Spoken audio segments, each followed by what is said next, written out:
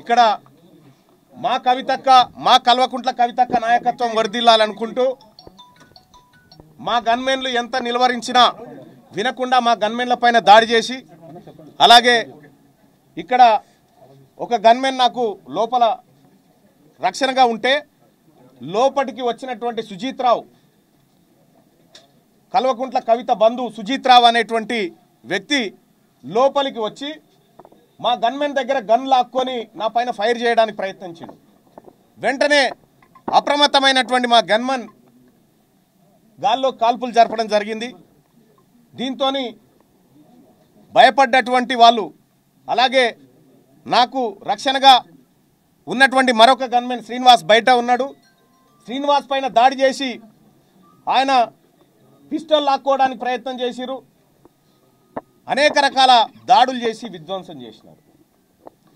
ఈ దానికి కరెక్ట్గా ఉదయం 9 గంటలకు బీసీల రాజకీయ పార్టీ రాబోతుందనేటువంటి అంశాన్ని మేము ప్రకటించడం, గంటన్నర తర్వాత ఈ కార్యాలయం పైన మా పైన హత్యాయత్నం జరగడం కల్వకుంట్ల కవిత ప్రేరేపించి ఇక్కడికి తోలిచ్చి హత్యా ప్రయత్నానికి పాల్పడింది.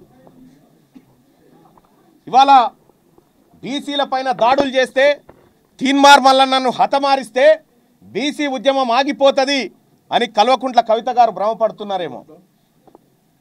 కానీ ఇవాళ నా ఆఫీస్ మొత్తం రక్తపు మరకలతో నిండిపోయింది.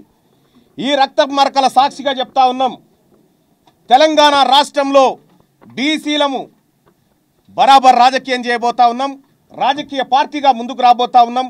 ఈ హత్యా ప్రయత్నాలకు తెలంగాణ ఉద్యమంలో మీ నాయన 1200 మందిని చంపిండు. ఆ తర్వాత నేరెల ఘటనలో అనేక మంది మీ అన్న చంపిండు, లారీలతో దొక్కించి చంపిండు. ఇవాళ బీసీ ఉద్యమాన్ని అనసడానికి మీరు చేస్తున్నటువంటి కుట్రేదైతే ఉందో దీన్ని సమాజం అంతా గమనిస్తుంది. గతంలో కూడా కేటీ రామారావు అనుచరులు కూడా గతంలో అనేక సార్లు దాడులు చేసినారు. దాడులు చేసి విధ్వంసం సృష్టించినారు.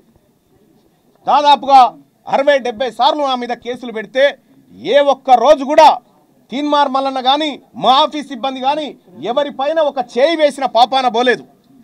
మేమంత సామరస్యంతో ఉన్నాం. కానీ వాళ్ళ కల్వకుంట్ల కవిత గారు ఈ రకమైనటువంటి హత్యా ప్రయత్నాలకు కూడా స్కెచ్లు వేస్తారన్న విషయం ఇవాళనే అర్థమవుతా ఉంది. ఖచ్చితంగా తెలంగాణ రాష్ట్ర వ్యాప్తంగా బీసీలంతా ఎక్కడికక్కడ కల్వకుంట్ల కవిత దిష్టి బొమ్మలు నలగబెడతా ఉన్నారు.